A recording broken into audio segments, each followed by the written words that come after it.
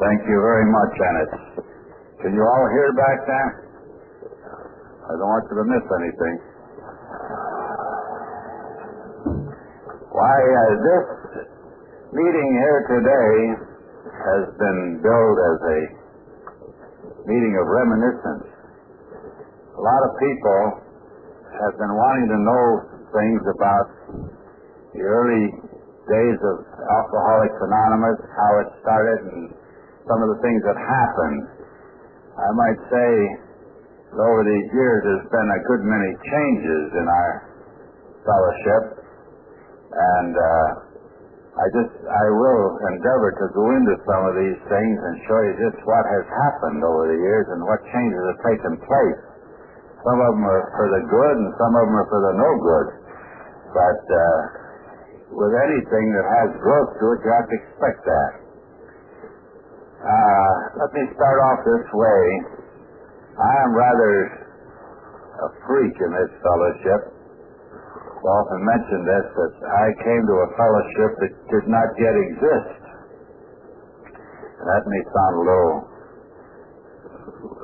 confusing or what have you, but here's what happened. During my drinking experience, my family, my wife and all of her brothers and sisters and mother and the whole caboodle, they finally threw me out of my own home for good. And I wound up in New York City, and without a dime in my pocket, and without any clothes, without anything, period. And I only knew one person in New York City. That was another sister of my wife. And this gal lived out in Yonkers, and I felt that Virginia would help me because I felt she owed me something. So I made my way out to Yonkers, and I remembered where Virginia lived. I'd been there on my honeymoon, and she lived way up on top of a hill in Yonkers. And instead of getting up on that hill, I went down the hill, and I got into the Italian section down there, and this was in Prohibition days, and all Italian families made wine. And they were very sociable with their wine. Some of them sold it and some of them gave it away to their friends. I went down to this neighborhood and I made friends. And by the time I got up to Virginia's house, I was quite a mess. And I can only remember a few details of this visit. I was rolling around on the floor with her two little kids. They're little babies, 3 or 4 years old, little girls. And I was drunk and I was dirty and I smelled bad. And Virginia took a dim view of this performance, and she put me in her car and drove me back down to New York, where her brother had thrown me out originally and left me there. I tell this story for a reason. I don't know how long I spent in New York City. It was a long time. But while this was going on, something happened. Later on, Virginia had the doctor over to her home to see about one of the kids, I guess, and they got to talking about drinking. And Virginia related the story of my visit to her home, and what a nice guy I used to be, and what a dirty, stinking, drunken bum I am now. And this doctor said, "That's odd." He says, "I had a brother-in-law who was a lush, and he was always getting drunk and in trouble. And he has met some strange cult of people. And since he met these strange cults, he no longer drinks. And he runs around New York trying to fix drunks. And he says there's another rummy. He's a doctor, a medical doctor down in Akron, Ohio. And he belongs to this strange cult also in Akron, Ohio. And that doctor spends all of his time fixing drunks. And he says if your brother-in-law ever gets back to Cleveland, maybe he can go down and meet this doctor, and maybe this doctor can fix him." We used to call it fixing. And believe me, we fixed him. It was a lot different. Today they talk about this being a program of attraction, which is the biggest bunch of hot air I have ever heard. I'd always just want to ask you, who wants to be attracted to a bunch of drunks? There was no attraction then. This was a terrific sales job. Well, what happened about this doctor in Akron, I eventually came back to Cleveland, and I didn't get in the house, but Dorothy told me about this doctor in Akron and asked me if I'd want to go down and meet him. And I told her I'd be glad to. Nothing else I could do. I had no place else to go. So she put me in the back of her car and took me down to the bus depot, and she bought me a one-way ticket to Akron and put me on the bus with Doc Smith's name and address in my little paw. And that's how I met my sponsor. Eventually, Doc put me in Akron City Hospital. This was long before they had St. Thomas or any of those other hospitals. He used to put his patients in Akron City Hospital. And I was in the hospital for a week. And here are the things that happened to me in that hospital. I was scared to death. I was sick. I had been drunk a long time. I was not a periodic. I was a chronic. There are two types of drunks. There's the periodic and there's the chronic. Those periodics are the birds that give us a bad name.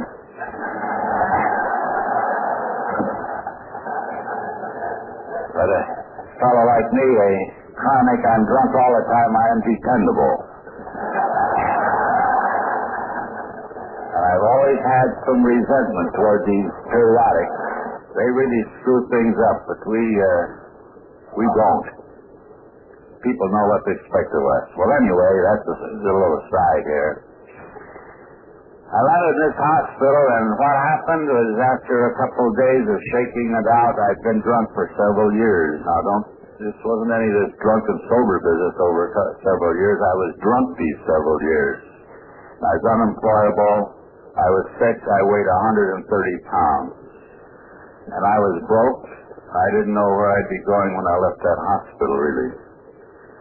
Well, after I was in there a couple of days, the men who had preceded me in this fellowship into which I was about to enter came in to visit me, and they told me the stories of their life, what had happened to them through booze. None of them were sober very long at that time. Doc was sober about a year and a half. And Wilson up in New York, though, was sober probably a little longer than that. But the fellows in Akron, some of them were just a few weeks and a few months, and a couple of them a year. But they were all older men than I was. All of them were considerably older. I was only 35 years old when I landed in that hospital in February 1938. And these men were all 45, 50, 60 years old. And they'd been through real terrific alcoholic experiences. And they told me about it. And these fellas, they just hit me right. Those fellas, I wanted to belong to that bunch. I wanted to be one of them. They were real 24-karat rummies. And they told me that they had the answer to my drinking problem after they told me their stories. But they never told me what this answer was. And they told me as they were leaving, they told me they had the answer to my drinking problem, and on that note they'd make their exit. After I was in there a week, Doc used to come in every afternoon to see me and talk to me. And of all the people in that bunch, if I was afraid of anybody, it was really Doc. He had my number. I was scared to death of this man. And I had a great respect for him, but he always frightened me. He frightened me the first time I ever met him. Because I went down there to tell him all about my symptoms. You see, I'm a sick man. And instead of me telling him anything, he took the ball away from me and told me all about myself. And I couldn't figure this out at all. And there was quite a story in connection with that. And the reason I did fear him so is this. Some years ago in Cleveland, Ohio, there are people here from Cleveland. I see a couple of them here now. And they'll remember this incident. There was a incident going on in Cleveland they called the Torso Murder Mysteries. There was a hobo jungle down in Kingsbury Run. And a lot of these hobos, this was way back in Prohibition times, and people slept wherever they could. There was an awful depression on at that time. And a bunch of the jugheads used to live down there in Kingsbury Run, down there in the weeds. And they got to finding bodies down there. There were bodies found. And these bodies were all cut up, and they were dismembered. And they were wrapped in newspapers. It was a gruesome thing. To my knowledge, recollection, there were at least 7 bodies found. And only one was ever identified through fingerprints. And the newspapers had more fun with this thing than they had with Watergate. Every time they'd find a dismembered body down there, they had headlines. And they were referring to this killer as the Mad Butcher of Kingsbury Run. And they were trying to figure out, they figured it was either a butcher doing this or a surgeon. Because as they remarked in the paper, this fellow had a fine technique. And he knew something about anatomy. He knew how to cut things up. He did a masterful job. So he was a professional man of some kind, and they thought perhaps he was a surgeon going wacky and getting his jollies out of doing things like that. So this thing was going on, and when I met my sponsor, Doc Smith, Dr. Bob as people call him, one of the things that after he told me all about myself, this blubber got working. I got thinking, holy smoke, this guy, something's wrong here somewhere. How does he know all this, see? And then the crusher came when he made the remark that he wanted to put me out in a goonie roost out here in Cuyahoga Falls where nobody could get at me. And it came through to me that I had met the Mad Butcher. He's been following me around, and now he is ready to do his little thing. And that goonie roost business where nobody could get at me killed it. Because about that time I wanted everybody to get at me. And I waited my opportunity. I up and ran out of that man's office. He had 3 different doors I had to go through to get out. I never stopped for any elevators. I went down those 7 floors and gone. That was my first meeting with my sponsor. So you can see why I feared this man. Later on, I had to go back to see him. I had no other thing to do. I was lying around with these jugheads one day, and we got to talking about quitting drinking. I think I instituted this conversation. And I can still remember, here's what drove me into this fellowship. We come from all directions. That chap last night talking about we all come to some extremity, we come to an end. I come to mine, and it's proven by this one statement I can make. We were lying around there talking about quitting drinking, and this flannel-mouthed Irishman, everybody's drunk there, you want to remember. There's no sober ones around. Some of them are passed out, others are up and around.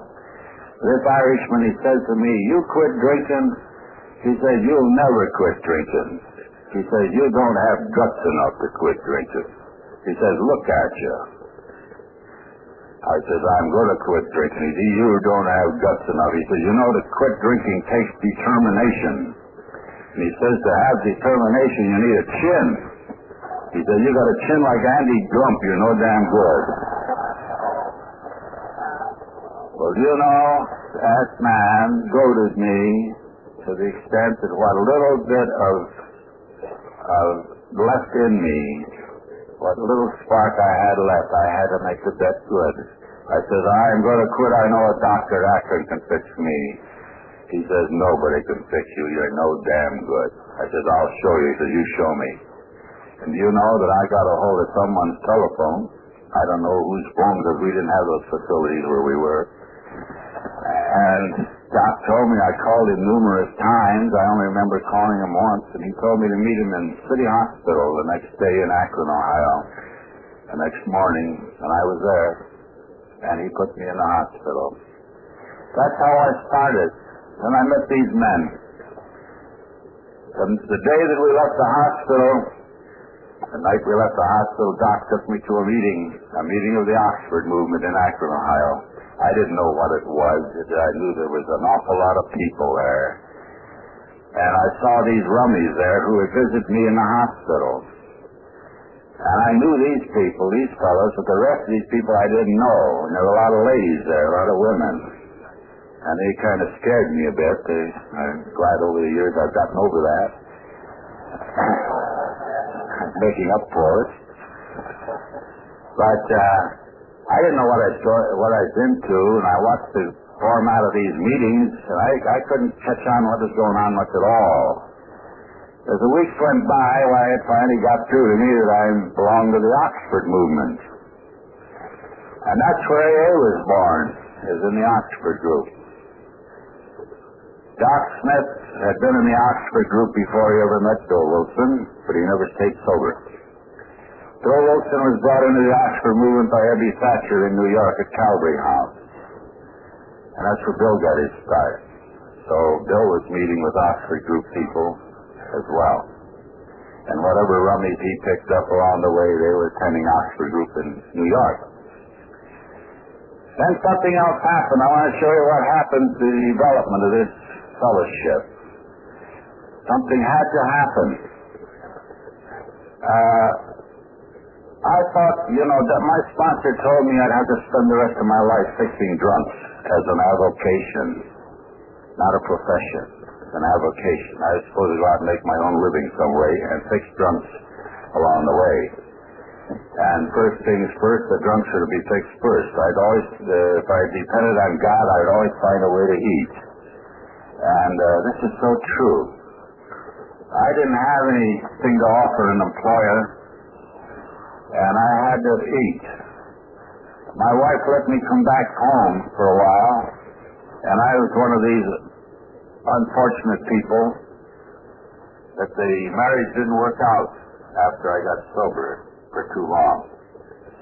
I got back home, and boy, I got busy AAing or chasing drugs all over the creation, and spending all my time chasing them.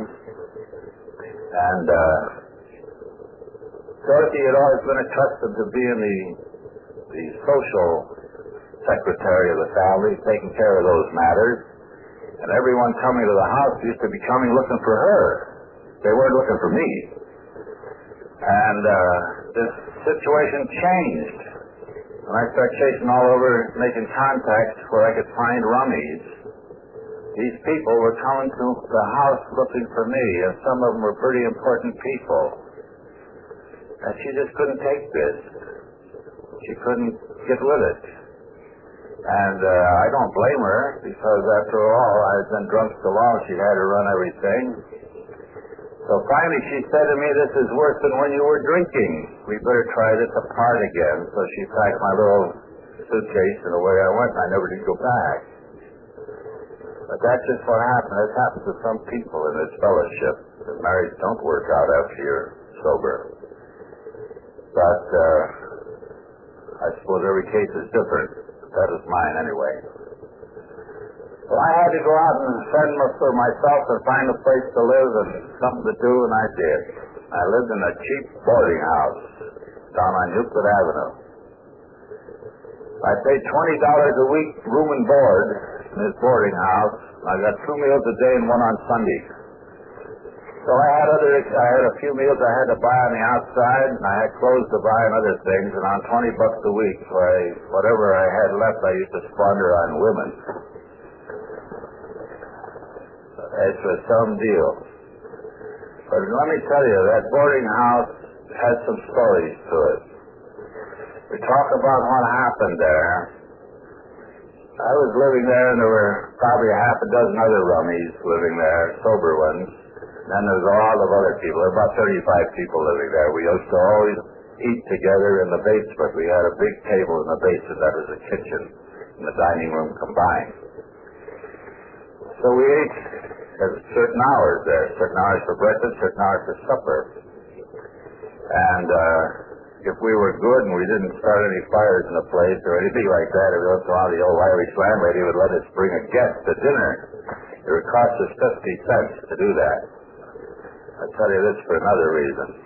I invited a guest one night.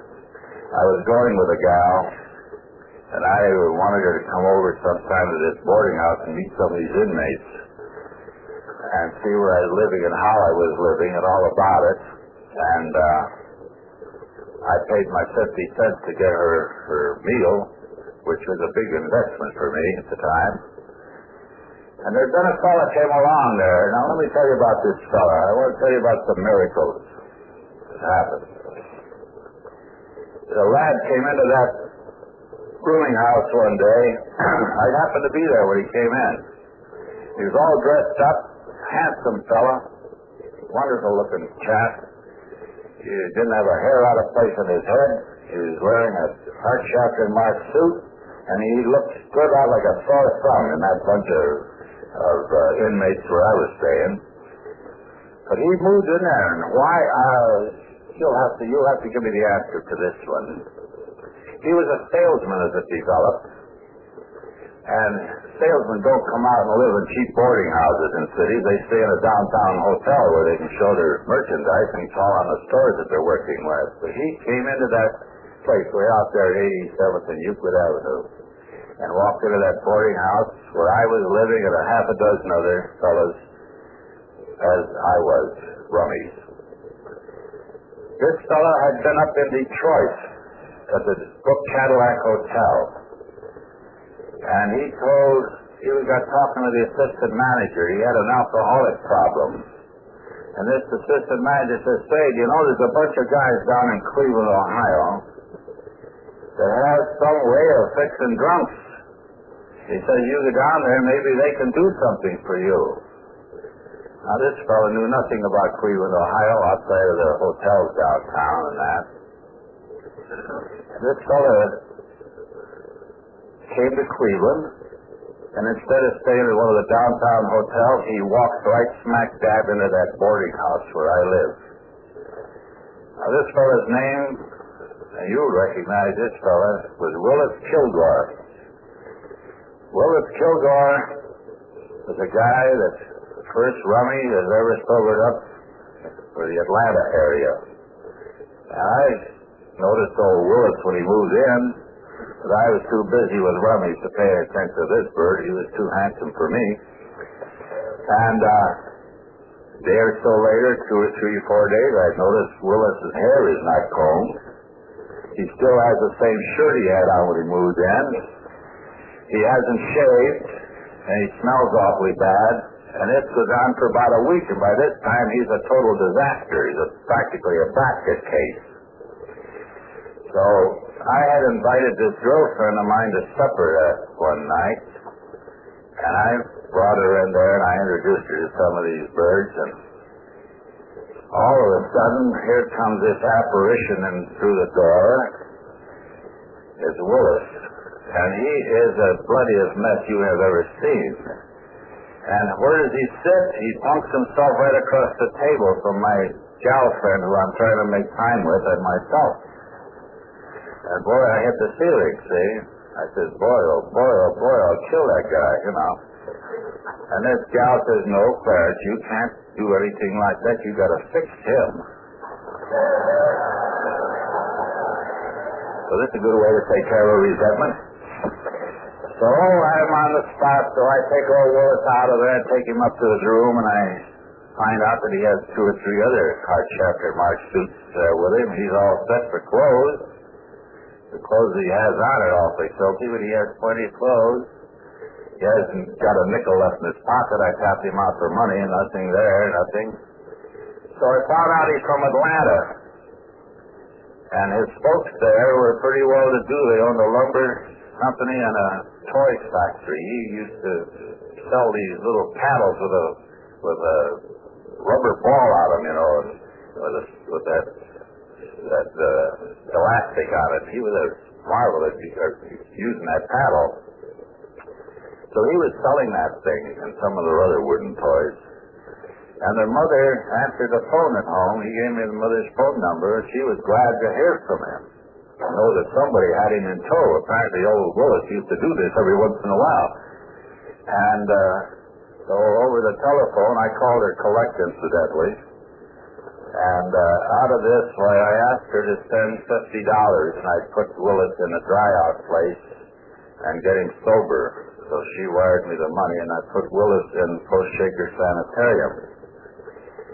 Now, there is a miracle. How did that man ever... He had no knowledge of where I was. He didn't know me. He'd never heard of me or any of these fellas. Some fella in the hotel up there told there were some fellas in Cleveland that had a way of fixing drunks. And he walks right smack dab into where I live. How do you answer that? So you answered the same way you answered the way that I got into this fellowship. When Virginia had this doctor over, this doctor's name was Leonard Strong, and he happened to be Bill Wilson's brother-in-law in New York. And the doctor he's talking about is Doc Smith down in Akron. Here I am getting involved in the two main honchos of this deal, and I'm all innocent of the whole thing. See? Now Willis walks in down here and walks into my house. That's just one guy that these miracles happen. Let me tell you some other miracles. Let me tell you something about this fellow that Ennis mentioned, this ex-delegate, and he is one time was the editor of our grapevine, right? Right. Let me tell you about him. I want to talk to you about miracles and things that happen. Early in our experience in Cleveland, we got a lot of terrific, good newspaper publicity. In 1939, we got this publicity, and hundreds and hundreds and hundreds of inquiries came in. And I got all the inquiries. In our publicity in the paper, we had a post office box in Cleveland. We had to put in a telephone answering service, and we had a post office box in New York, and they all appeared in our publicity. Some of the inquiries that go to New York, they'd send them to me. All the ones that the Cleveland Plainer would get, I get. All that's left in the minister who preached a sermon about this I got. We had a limited number of people, men in AA at the time. I'd give each one a handful of them on Monday morning, and tell them to go out and call on these and report to me by Wednesday evening what they had done, just like a sales manager does. Give them prospects, send them out. And don't you know, all of these people did this, and they didn't think there was anything wrong with this idea.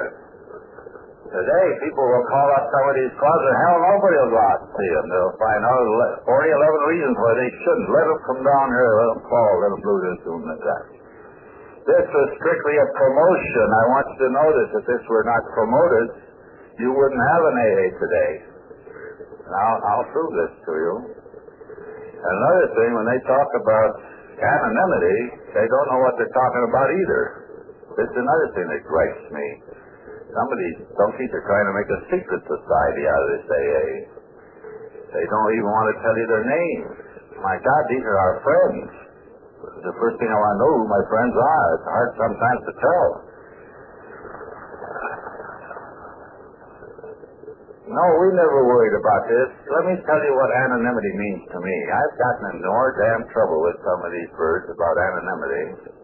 And here's all it means to me. What I want to do with my anonymity, that's my business. If I want to get out here on the public square and make a speech and tell everybody I'm a rummy, that's my business, strictly. That's nobody else's. But I have no right to go out and tell them that Joe Blow belongs to AA without Joe Blow's permission. Now, there's a lot of Joe Blows that don't care. They'll give me the permission if I need it. That's what anonymity means to me. I'll protect yours. But some people need that. Most of us don't. You know, there's been this element of fear that has been brought into AA. I told you there's some things good that come in, some things that stick. And we have an element of fear pervading AA in a lot of places. People are, and this thing of anonymity that is dismissed calls is a matter of fear. And we shouldn't fear anything. You and I shouldn't. People say, Jesus, if they find out, I'll lose my job, or I won't get a job if they know I'm an alcoholic. Did it ever occur to you that if you want a good job, don't you think that company's going to check you out? And don't you think they have plenty of ways of checking you out now, today with all these computers and everything? I worked for an insurance company since I've been sober. I worked for them for 11 years. And I was way over age to go to work for an insurance company when they hired me. And do you think that they didn't know that I'm a rummy? I told them I was. An insurance company knows more about you than your own mother does. Really. You can't kid those people. They've got cards on everyone. They know when you had your last cold. I kid you not. I went through this department of ours in that big life insurance company I worked for, and they have all those computers and all this stuff, and they have millions and millions of cards in there. Anybody who's ever applied for insurance of any kind or been in any kind of trouble of any kind of divorces, they've got records on you. People don't realize what records that people have on us. And if they want to run a check on you, it's for moral purposes, you're just kidding yourself if you go out and tell those people or try to hide something from them, because you're not going to hide it from them. They know. So I have never gone and I've gotten a job with anyone that I hadn't told them that I'm a rummy. If they don't like that, I don't need their damn job, because I'm going to be busy sometime. I'm going to have some time off. And they're going to have to understand that. Just for an example, Grace and I just came back from a 3-month trip around the country. What started this trip? I don't go on 3-month business trips. I go on 3-week business trips. But 3 months, this is ridiculous. I had commitments to speak at AA groups around the country. So I had the company to schedule me in those areas. Isn't that great? Go around and work your way around and enjoy yourself and go to AA and the whole thing.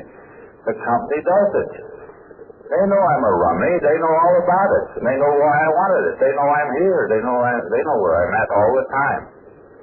They're a big outfit. They're a very, very progressive company. They're glad that I'm a rummy that's not drinking anymore. I worked for a steel company one time for several years in personnel work. I had to take care of all the birds that got drunk in that steel company. They knew I'm a rummy, so they turned them over to me. When I went into the lodge and the order, nobody in Cleveland ever, if a fellow had any alcoholic experience or black marks on him, they always called me, no matter what lodge it was in the town. And they get my opinion of the guy. How do you like that? How are you going to hide things like this from people? I just want people to overcome fears of these things. I realize that if a fellow's a doctor or a surgeon, you don't want everybody to know he's a lush, because the general public still maintains some very odd feelings about rummies, and they don't want any drunken doctor cutting them up. So I can understand that. But most of it just doesn't mean a thing. Let's not fear anything. We come down here and turn our will and our life over to the care of God. We don't have to fear anything. How can we be full of fear? You and I are supposed to live on faith. Let me talk about some of these people. How did AA start? This is something a lot of people don't know. I told you I went to this Oxford group meeting in Akron, Ohio. I went there 15 months. I attended Oxford group meetings for 15 months. And in that length of time, I was chasing around all over Cleveland and Cuyahoga County trying to get some drunk fixed. And believe me, there was no scarcity of them, but I couldn't sell the idea to any of them. Remember, there was nothing set up in those days. We had no book. There was no AA. There was nothing like that. I'd run around where these rummies were, and I would try to convince them they ought to quit drinking and be like me. And they didn't want to be like me, unfortunately. I talked to hundreds and hundreds and hundreds of rummies before I ever got my first one in the hospital.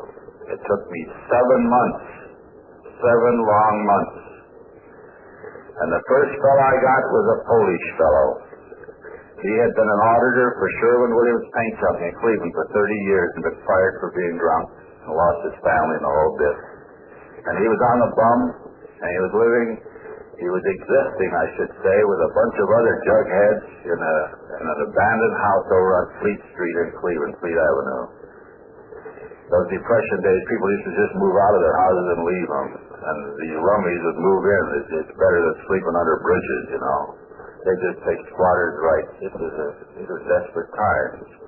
And Bill Hess was lying there in one of those, on the living room floor of one of those houses. That's where I found him. I have never seen a fellow in his type of condition before. He was drunk, paralyzed drunk. He couldn't get off of that floor, but he knew everything that was going on. He could talk to me and understand what I'm saying, but he couldn't move. He couldn't move a muscle. He was just black, like he was glued to that floor. He was a big man. I talked to Bill about quitting drinking. I got right down on the floor with him, you know. And Bill was all for it. So I asked him the foolish question, whether he had any money. Whether he could get a hold of $50. Of course not. But he had a mother out in Madison, Ohio, which is 50 miles east of Cleveland. And he said his mother, if I went out and met her, she could probably raise the 50 to get him in the hospital. I borrowed an automobile and went out to Madison, Ohio. I found that farm where this little old lady was living, and I went up through this long lane up to the home, and boy, I got my neck chilled up there. This little old lady came to the door, and as I say, door was Polish, and his mother was very Polish. She knew nothing about English, and I knew 2 words in the Polish language, Yakshaman Dubche. That's all I know.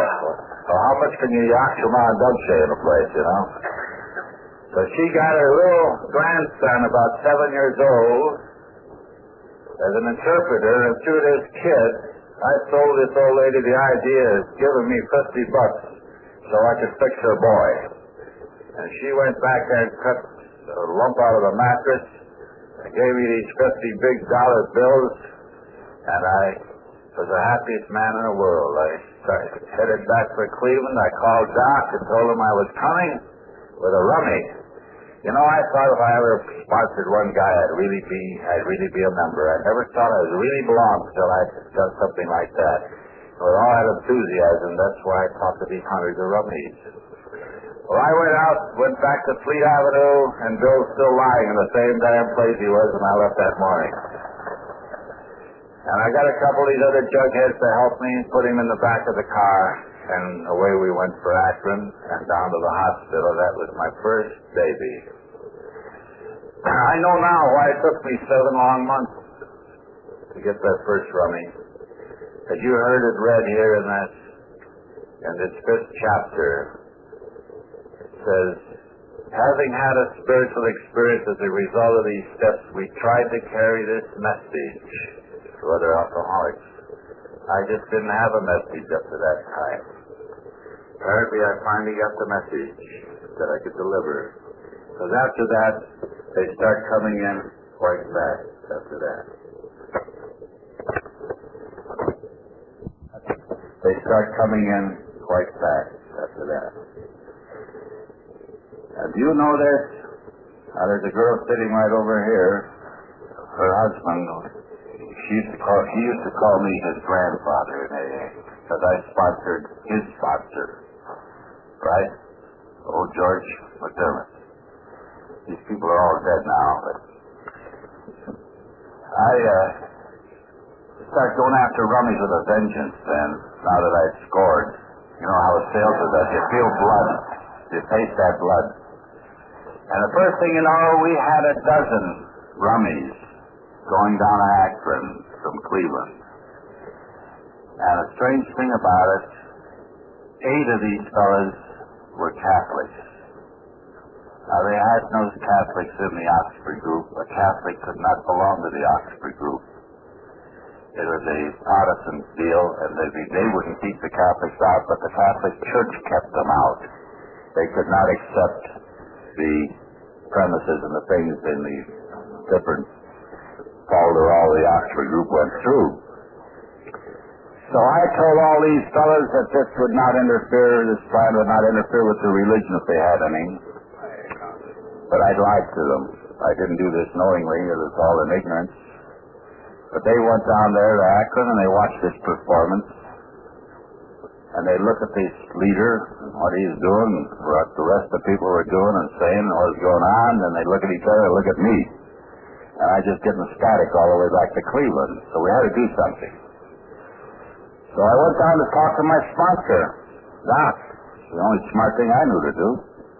And I told him what our situation was. He says, we're not keeping them out of the Oxford group. They're welcome. He says, no, you're not keeping them out, but their church keeps them out, which is just all the same thing. He says, well, that's their problem. I said, no, Doc, it's not their problem, it's our problem. He says, what do you mean it's our problem? I said, well, after all, we have now written a book. The book was written in the fall of 1938. And this was in May of 1939 that I'm doing all this talking to my sponsor. See, I'm sober 15 months. I know everything by now. And I'm telling my sponsor how to do it. Well, anyway, I happen to have been correct on that at that time anyway. Once I didn't make the mistake.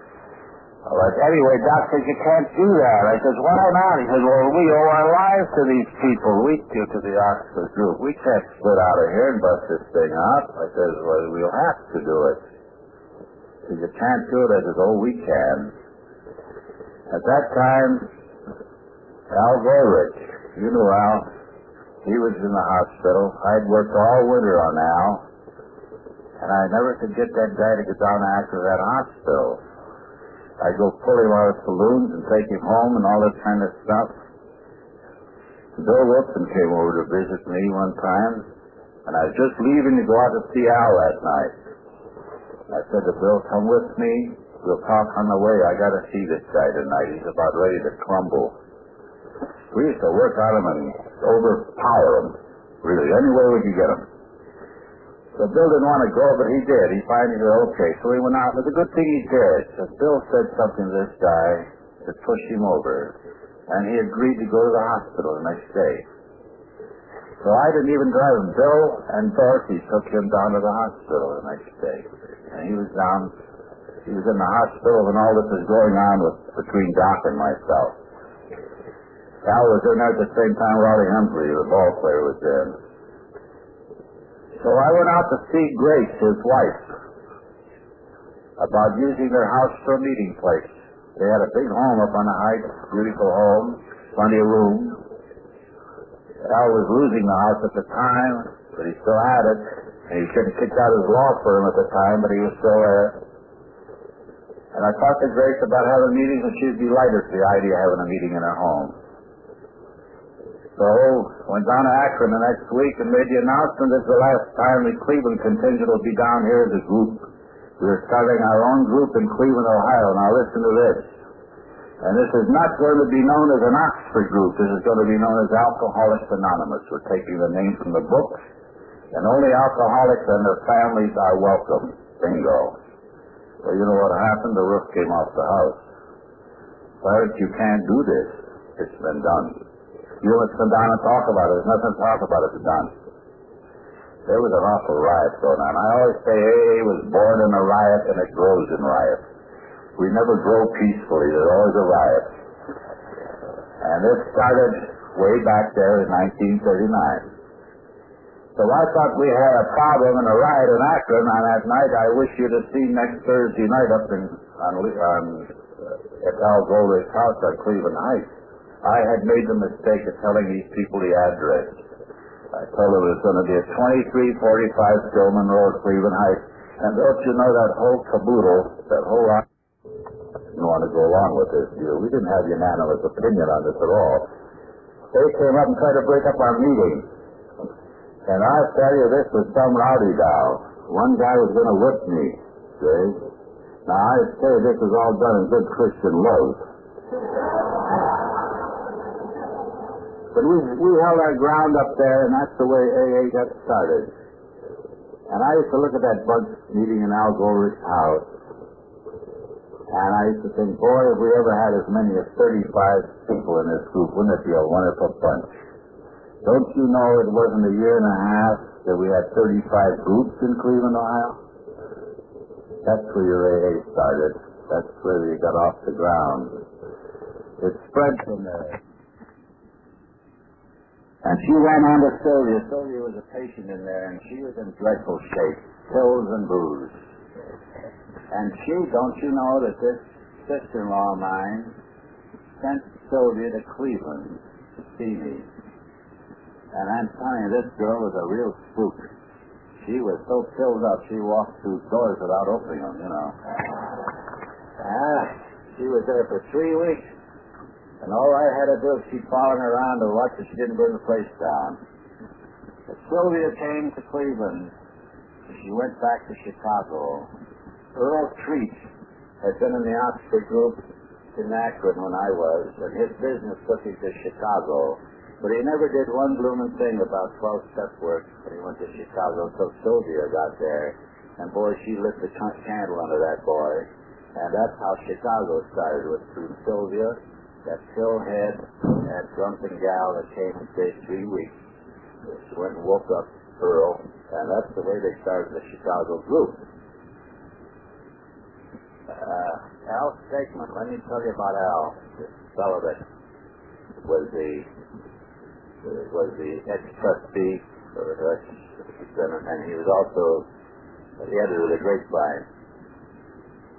When things started to go so fast in Cleveland with this publicity, we just couldn't bring them in man-to-man, eyeball-to-eyeball anymore. There was just too many people coming. We didn't have enough people to absorb them that way, so we had to absorb them in classes. So we were looking around for places where we could meet, and I was desperately looking for a place where we could train rummies, you know, like you train them in a zoo, maybe. Just run a school for them, really, is what it amounted to. So I used to chase out on these inquiries, too, and then at night I'd come home and write correspondence courses on AA all over the country. No kidding. I tell you the fact. I bet I didn't get 3 or 4 hours sleep a night for the first couple of months after that publicity came out. Because people would cut these articles out and send them out here to hide out here in Wyoming someplace, and it says Uncle Slug was drunk, you know. And I was getting inquiries from all over the country. And I was answering them in longhand, and my writing is terrible. But it worked. But I was also chasing down these things. So I had one day. This fellow's name happened to be Walter Beilstein. Well, that name sounded a little familiar to me. It kind of rang a bell that I couldn't place it, so I went out on it. And here I got out there. It was in a declining neighborhood, what they call Little Hollywood now. And there had been millionaires' homes there, these great big 24-room houses, you know, with the servants' quarters in the back and all that, and the carriage houses back there. Big house. So the Beilsteins was a funeral home. They'd taken this big house and made a funeral home out of it. So I charged up on the porch and asked for Walter Beilstein. The fellow answered the door. He said, Walter? Walter? I said, yeah, Walter Beilstein. Oh, he said, Walter. Oh, Walter. Okay. So I know I'm in the right place. So he says, Walter lives back here in the carriage house upstairs. You'll find him up there. He developed that Walter was a remittance man. They paid him to stay the hell out of a funeral home. He stayed up there. So we had that whole entire upstairs of this enormous carriage house. And Walter, he came to the door when I got up there and rapped, and he appeared with a little beret on, you know. And Walter was very affable, very sociable, and very drunk. And he had his beret on, and I looked at that, and fellows with berets in those days were not looked upon with the same enthusiasm they are today. And he invited me in, and I went in and I thought, my heavens protect me, here's the answer to our prayer. Here is our meeting hall where we're going to train rummies. There's our training place.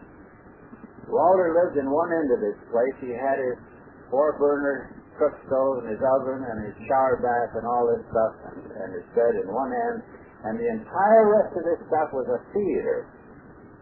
Walter was interested in amateur theatricals, and he used to put on little amateur shows up there, and he bought a couple hundred picture show seats of some show that had gone out of business or something, and he had them all fixed to the floor there. And it was a regular theater. He had a big stage up there and all these drops and props and the whole bit thing.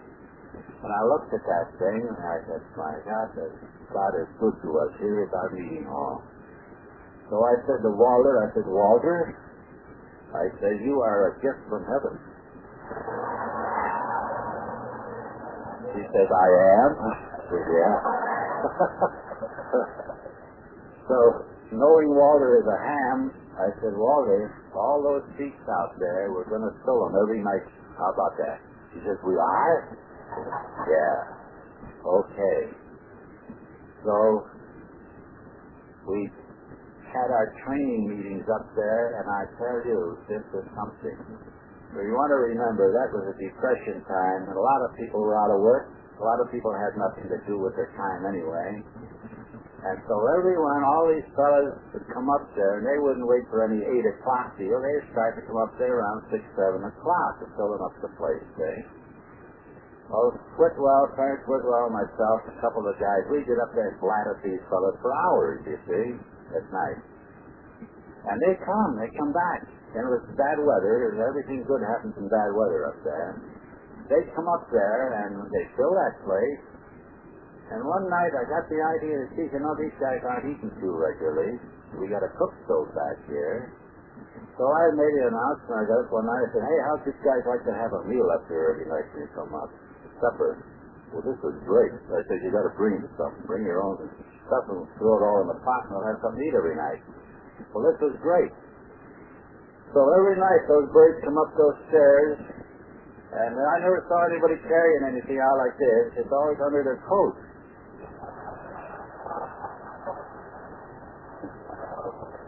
Now, nobody asked questions. This is, of course, you read in the Bible in the Moses time about the manna that dropped from heaven. Well, this is similar. So anyway, we ate every night. We just took over Walter's place. Well, all these men coming up there night after night. Let me tell you about this. These fellows coming up there night after night listening to us flat out about this AA and give them all we could. They were staying sober, this bunch. They were. Believe me, they found something new. They were enthused. So, finally the police came up. The police came up twice. They had reports from the neighborhood. There's something odd going on in back of Beilstein Funeral Home. So the police came up to investigate. Of course, when they walked in and saw these 100 or so men, a lot of them they knew. They'd been their customers. They'd been putting that wagon back and forth. And they were flabbergasted. They looked at these fellas. There's nothing wrong. They're not drunk. They're not doing anything out of the way. There's no gambling. Nothing going on up there. They have a lot of grub up there and coffee and one thing and another. So the cops had no argument with us. Then the neighbors started coming up. So one night a little old lady comes pounding up those stairs. And she wants to know. She's been living down the street a few doors. She wants to know what's going on up there. There's something vile going on in this neighborhood, and she wants to know all about it. So I invite her in and I show her, tell her what we're doing.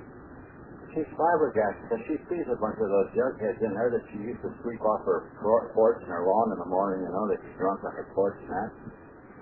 And she just couldn't get over it. She still felt it all sober. Yeah. She said, yeah, we fixed them. That's what they're up there for.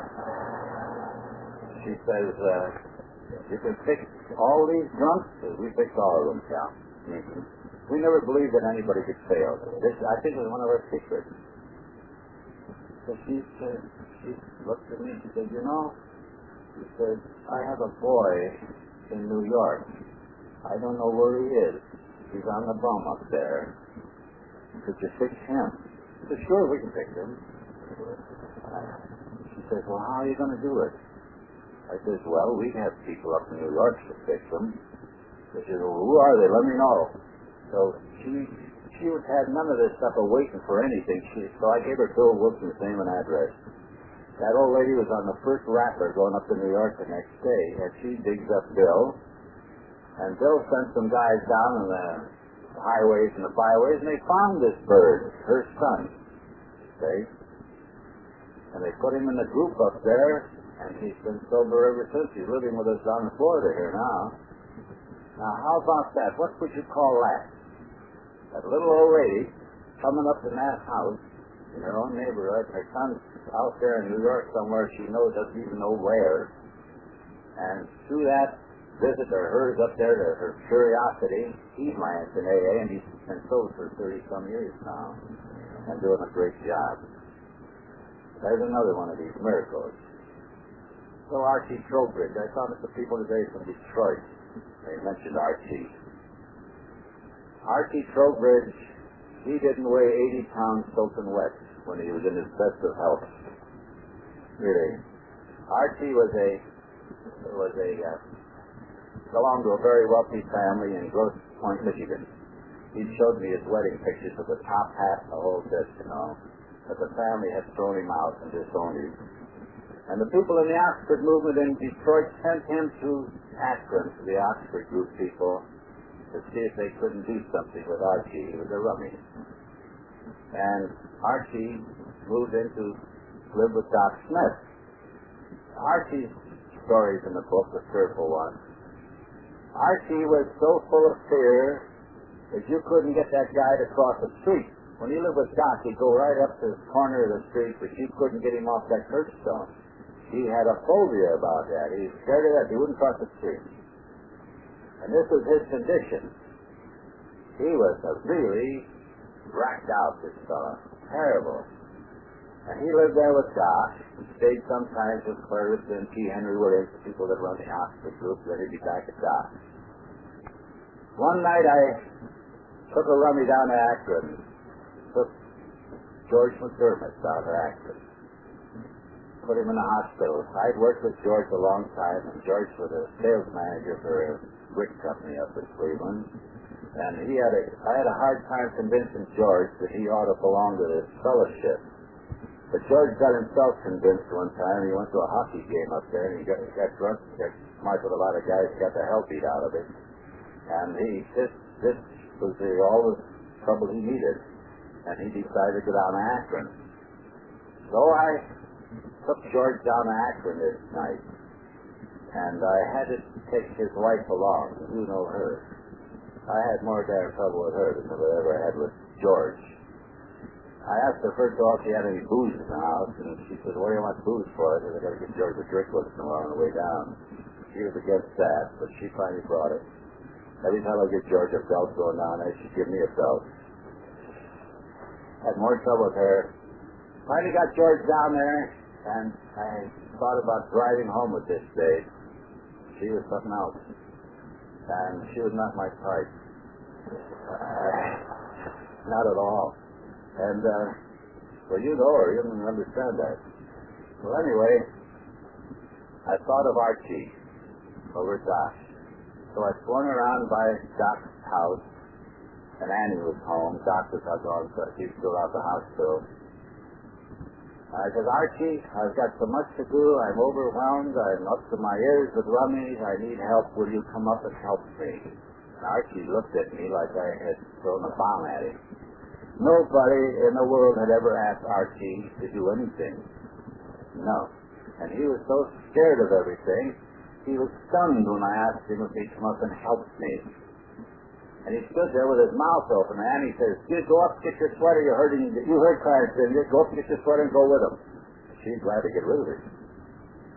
I took old Archie with me back to Cleveland, and he got so damn busy up there with rummies, he didn't know there were curbstones anymore. And this is what brought Archie through.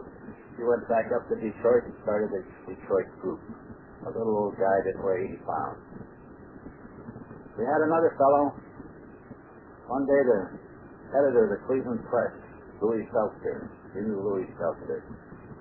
He called me and he said he had a fellow, a newspaper man, a good man, he's worth saving if we could find him. He said, we'll pay any expense that's involved in it if you can find him. We think this man's worth salvaging.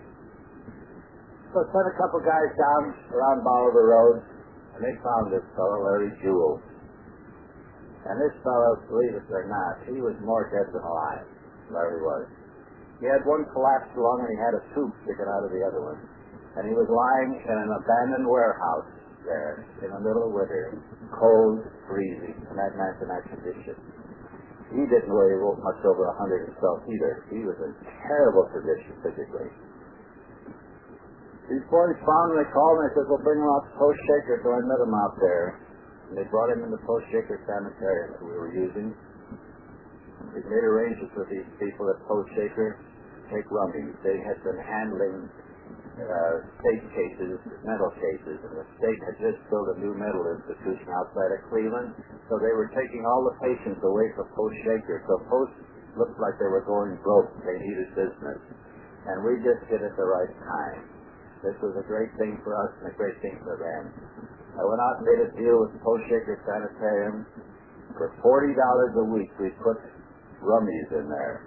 Well, they were only getting $21 a week from the state for mental patients, and those mental patients ate 3 times a day, and rummies don't eat that much when they go out there. They had all the facilities there. They had the wonderful place for them, the old Lycee Estate, the old Lycee Brewery Company estate. And so they brought Larry Jewell in, and Mrs. Post says, no, we won't take that guy. He says, what do you mean you won't take that guy? You take all the guys we bring in here. Not him. Everybody but him. It seemed that Larry, during his escapade, had married one of her nieces and had just ruined her life. And she would have no part of him. I said, listen, Mrs. Post, you take this guy or you take nobody anymore. We're at the end of the story. So she took him. He was in there. Larry stayed in there for, I think, about 4 weeks. He was in frightful condition. And Louis Seltzer and his friends paid the bills, and they gave Larry the option of going any place in the country that he wanted to live. Cleveland was no place for a man in his condition. The way they thought maybe he'd go to Arizona or California, Florida or stuff, but somehow or other Larry chose to go to Houston, Texas. And on the way to Houston on the train, Larry got thinking about this, and he started writing a series of articles similar to the ones that Eldrick Davis had written in the Cleveland Plain Dealer. And he took them to the Scripps-Howard paper in Houston and sold them these articles. And that's how AA started in Texas. There's a fellow who should be dead. And he's the guy that started that whole thing in Texas. So from Larry Jewell, the whole activity in Texas started. I can go on and tell you about how this thing spread through people that came in those days. We had a fellow, a Jew, Herb Meyerson. Herb Meyerson was a great, big, heavy-set fellow. He was a salesman. He traveled all over the country. He sold imitation shutters. You know, these shades you put over the windows.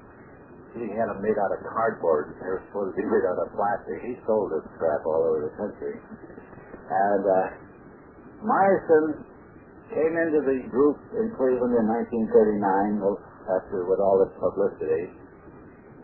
And he immediately tried to take the whole thing over. And we had a lot of problems with him at the beginning. But he, every place he'd go, he'd get in a hotel, he'd find some drunken salesman in there. He had a capacity. He couldn't sell this guy the idea himself, but he could sell the idea of that guy coming to Cleveland to see me. My God, the men he sent to Cleveland.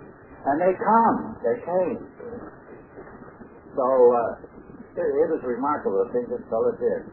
He started groups in Indianapolis, Jacksonville, even in Miami. Believe me, he got around. So one time, you know, he's the fellow that broke me into selling education. I went to work with Myerson, where you're at. We traveled together for quite a long time. And here's how Indianapolis got going. Indianapolis. I don't know if any people here from Indianapolis. Are you? Okay.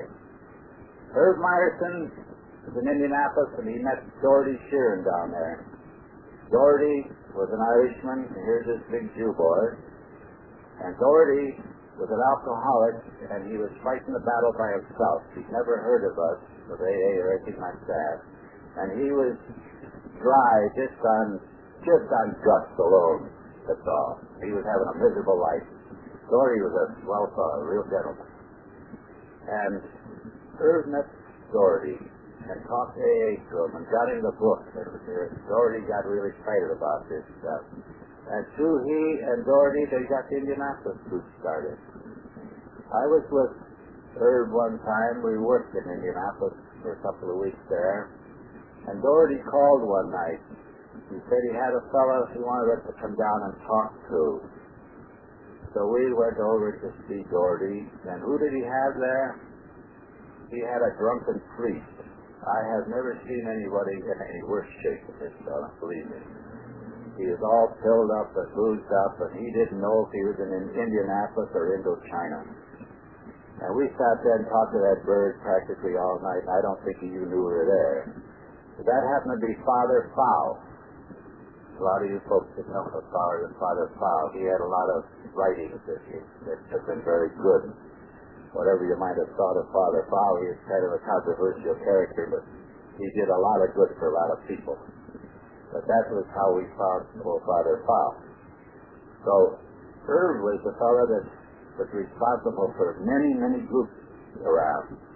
People left from Cleveland and went to California. The first person was Mrs. Miller, left Cleveland. The first one that went to California with a plan of ours. Now, I told you about different people and what they did and how they got organized and how this AA started. You think it was all easy and all simple, you're crazy. But we had no backing. We had no good press like we have now. Everything was a struggle. We had to forge our way through things. To get into hospitals was a major miracle. To have a hospital even cooperate with us. I worked with social workers. They gave me some good prospects. I want you to always remember this is a sales job. This is not anything attraction at all. And when we start to lift the other poor old rummy out here, like this man explained to us our speaker last night, they don't have what it takes to come to us. We have to go to them. We have to carry that message. Now, let me tell you about carrying a message to the extreme. I had a social worker, Miss Mooney. She was a big Irish gal, and she used to wear tailored suits and flat-heeled shoes. She wore men's shoes, I think they looked like it. And she sent me several good rummy prospects that were people she was taking care of in her social work. So one day, Mooney gets a hold of me. She has a gal she wants me to fix. And she told me something about this gal. This gal had come from a very wealthy family. She broke her family, I guess. She broke up her uncle's home when she was about 13 years old with a little pitter-patty with her uncle. She got off to a good start. And this girl was living in a colored neighborhood with some Italian bootleggers. This is where she was living. And Catherine did not work. She was on the dole. There was these relief people taking care of her. And Catherine would do anything for a drink, and I mean anything. There was nothing. I have never in my life, before or since, have I seen a girl who has fallen to the depths of degradation that Catherine was in. If I stand here, I've never seen anything like it. And this is a gal that Mooney introduced me to. I'm supposed to fix her. She hasn't been sober for God knows when, you know. So I take on the challenge, of course, you take on everybody. And I thought I was getting along pretty well with Catherine. But it wasn't too long, so one day Going home at noontime, I used to get away from the place where I was working. I was selling cars, and I'd go home and lay out for a little while and rest. I'd walking down the drugstore, I guess, to get something. I heard some Catherine down the street. And Catherine is so drunk she can't hit the ground with her hat. So Catherine's been out to the Warrensville workhouse so many times that she was serving a life sentence on the installment plan. And she knew every brick on the way out there. And I grab a hold of Catherine. This Catherine, let's get out of here, get off this street. You're going to get picked up to be back there in Warrensville again. Okay. So I start taking her home. She lived a couple blocks away from me. It was over Cedar Avenue. Bad section then. But Catherine decided before she went home she wanted something to eat. Well, she made a big hullabaloo about this. You'd have to know Catherine to know why I caved in and give in to her. She was very persuasive. She had language that like the which I'd never heard anyplace. I think Catherine used to teach sailors how to swear. In fact, I think she made up words. She was something else, no kidding. And she was young. She's in her early 30s at the time. And she was skinny as a match. And but Catherine wants something to eat. So I try to take her into this Greek joint on 81st and Euclid there. And she looks at me and she says, I wouldn't go in a dump like that. I want a place with a tablecloth. I'm used to eating like a lady. There you are, a lady. She's so drunk she can't find her mouth. Well, she's raising a lot of hell, and I want to get her off the street. So with the humor, I made my first big mistake. I took her down the street to 79th and Euclid, where that nice spaghetti house is down there, that Italian restaurant. And all the business and professional people are out there, eat there at noon, and it's a quiet place. They have a carpet on the floor and tablecloth and male waiters with tuxedos. And as soon as I brought Catherine in there, I knew that I had done the wrong thing. Because she is dirty, she stinks, she's loud, and she is profane. And we go over and sit down at this table, and she right away has a tete-a-tete with the waiter. They're having trouble already. And she's telling him a few things about his ancestors. Everyone can hear it, you know, the whole people are stopping, looking over there. And the next thing you know, she orders. She ordered spaghetti. Well, she has about as much chance in eating that spaghetti as I have flying to the moon, see? But the spaghetti came. And in the meantime, the head waiter had come around and tried to shush her, and she don't like him at all. I think she has something against this rule of authority. And this fellow, the head waiter, he was authority in her book. So she told him a few things, too, that she hadn't told this other guy.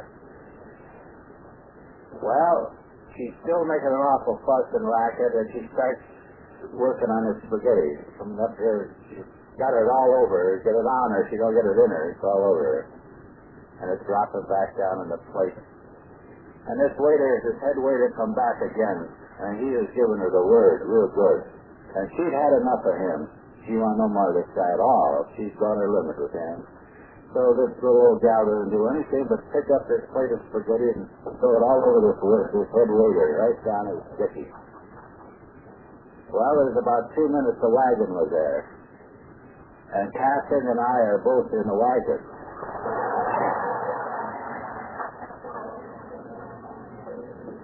They get down to that police station, and they put me in one coop over here, and they took her someplace else. And I'm rattling those bars and telling them I don't belong here. This is a mistake. The guy says, no one belongs here. This place is full of mistakes. So I get this treatment, I get no place. And I guess at 3 o'clock they change shifts. And another bunch of keepers come in about that time. And I start my rapping situation all over again. And one guy finally listened to me. I says, you call Crowley, the probation officer. Ed will tell you all about me, and he'll tell you that I don't belong here. The guy says, you know Crowley? I said, yes. Call him, for God's sake. get me out of this place. And he did, and Crowley thought this was great. This was the funniest thing that ever happened to him. But he got me out, but they kept Catherine, and they sent her out to the slammer again. So I didn't see anything of Catherine for some time, so one day I'm home again walking down the drugstore. I should stay out of the drugstore. And here comes Catherine again. If anything, she's worse shape than she was the first time I saw her. She just got out of the coop and she's all drunk up again. So I said, Catherine, you'll be back in Warrensville by this afternoon. Get off the street, let's go home. But I said, Catherine, we don't eat today.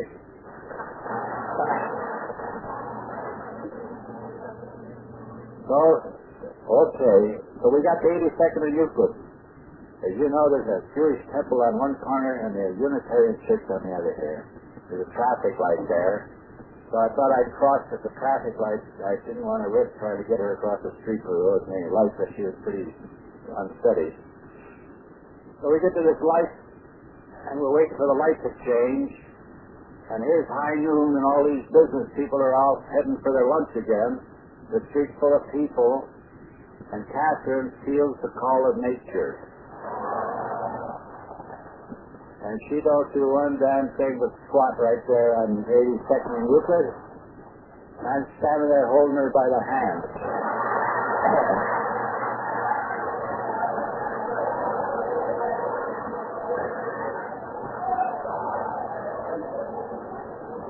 I tell you, this is something to be said for sponsorship.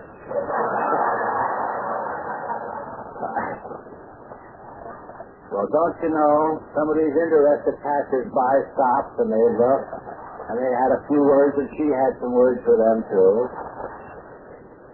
And don't you know, it wasn't another minute or so to have wagons there again? Right back to 21st and Central is right. Away we went. Well, indecent exposure, oh, I don't know what all they had, but they had us, see. And intoxication, of course, they assume that I'm in the same shape. Why would I be with her? And back I go. Start all that stuff all over again. Crowley had to get me out the second time. He thought this was really rich that time.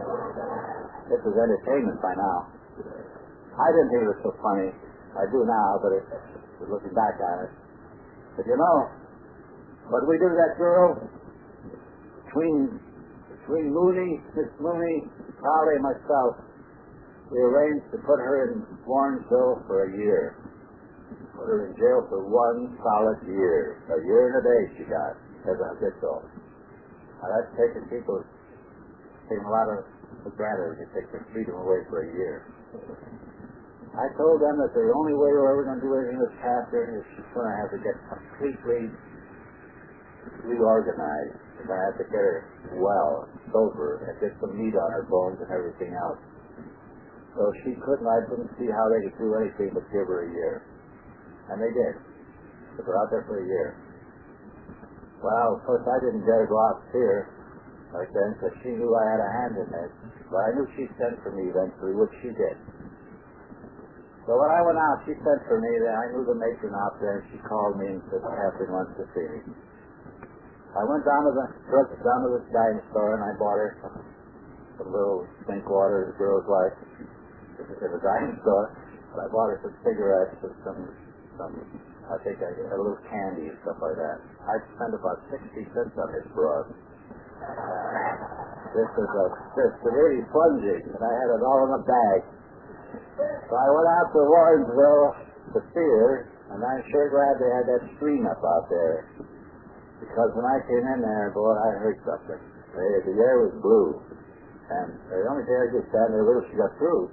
Eventually she ran out of gas, and all she wants to do is get out of there.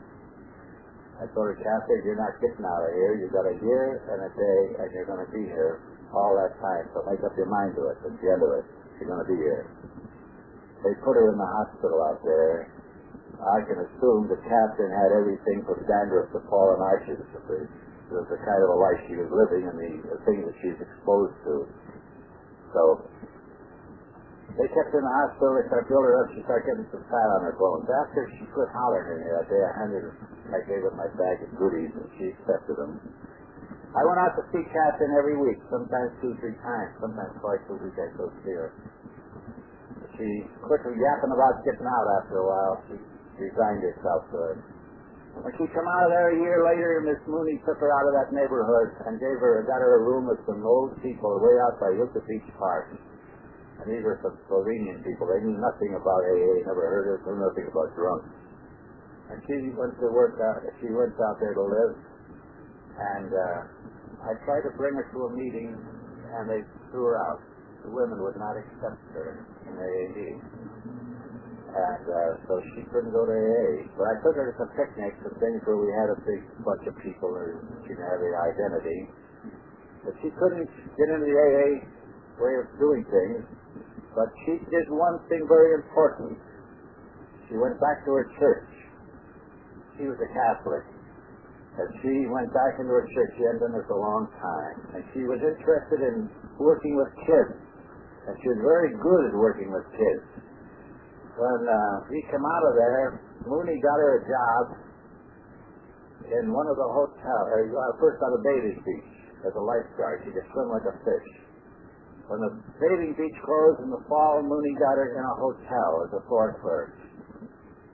And Catherine went back to school and started getting a refresher course on her typing and shorthand and things like that. And don't you know, she finally got a job as a stenographer. She became a private secretary. She wouldn't spend a dime to see the original crucifixion. She's the tightest babe I ever saw in my life. She saved all the money. These are stories. I'm going to write a book on a lot of these people. They're terrific stories about half of their lives. I have notes here of an awful lot of them here I could mention here, but it takes too long. I don't have the time. But I just wanted to give you an idea how things were in what they call the good old days. Those good old days weren't all good. There was a lot of problems and a lot of things we had to overcome. There were some tragic things happened in those days, too. The hospitals wouldn't take people. I had one fellow die on account of that. They thought he was drunk, and he wasn't. He'd been hauled into one of these hospitals on numerous occasions before, and the East Green Police called me one day and told me they had this fellow in their garages, left to play on the floor of the paddy wagon. They picked him up on the street. He was unconscious. They took him to the hospital, and the hospital people there recognized him as a drunk. And they said, he's drunk, we get him the hell out of here, so take him back to jail. The police didn't put him in jail. They knew something was wrong with this fellow. So they called me, and I went out and took him over to Post Shaker. And the man had a cerebral hemorrhage. But because of his history of being a rummy, going into this place in this emergency room, they wouldn't take him, and he died. If they'd have known about this cerebral hemorrhage, maybe they could have done some massaging or something, and maybe saved his life. This is one of the tragedies. There's a lot of tragedy in those days. But there's a lot of great stuff, too. So you have to take the bitter with the sweet. I've had people commit suicide right in my face. Right there in that boarding house, too. Oh, brother, I don't want to talk about those things, but those things happen. But if you look at the great things that have happened, there are thousands of people who have been affected by this and the wonderful things that happen in their lives. I had one of the greatest things happen to me this last November. A great thing. I was invited back up to Cleveland to speak at the anniversary of two groups. They were having their 35th anniversary, 35 years, these two groups. The group on the west side and the Boston group. I spoke at one Monday night and one the other. And I see some of these people still alive over 35 years sober. Great. Then you look out and see all those hundreds and hundreds and hundreds of newer ones that have come in because these other people didn't stay. Really something.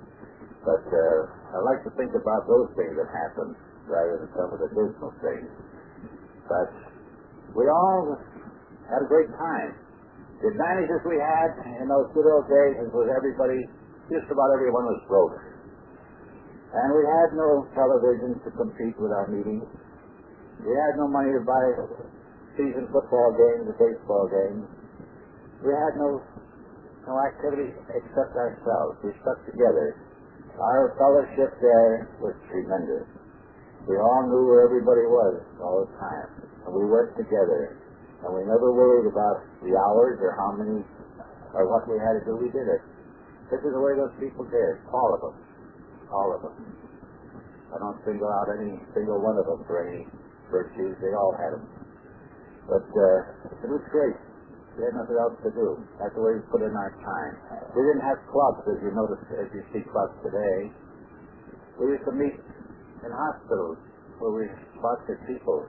You go out, you're lonesome to see somebody, go out to a tryout hospital or a rest home where we had patients, and you could visit all the rummies you wanted. There's plenty of patients there to talk to, and plenty of other people there. Always someplace to go.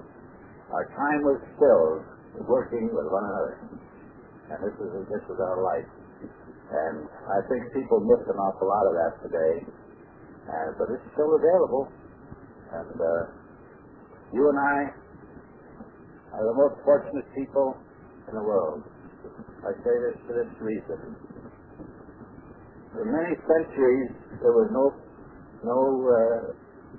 the alcoholic has no solution to this problem. This has been going on as long as time has been recorded. Up until the last few years, the last 30-some years, now there is a solution for the alcoholic, and you and I have been able to be invited into it. You and I have this opportunity. Millions and millions of people never had this opportunity. You and I have. It's great. I have lived most of this century. I was born in 1902. I've mentioned this before. I've seen some great things happen in this century. I saw the beginning of the automobile industry. There were very few cars when I was a kid. I saw the beginning of radio. Saw the beginning of television. I saw a man sent to the moon. I've seen all these great things happen. The atom busted. I've seen this. All these wonderful things. And finally we come to this solution to the alcoholic problem. This is the greatest thing of the whole bunch. I say this is the greatest thing that's happened in the 20th century. And you and I, we have a stake in this, and we have a responsibility in it. And you and I are the people who will carry it on. And we can't carry it on unless we believe in what this stands for. Alcoholics Anonymous is not a booze cure. You heard very well last night what it was. This is a way of life. And you and I are fortunate enough to have been introduced to this, have the opportunity of serving in it. We don't need a lot of organization. We just need love. It's basic.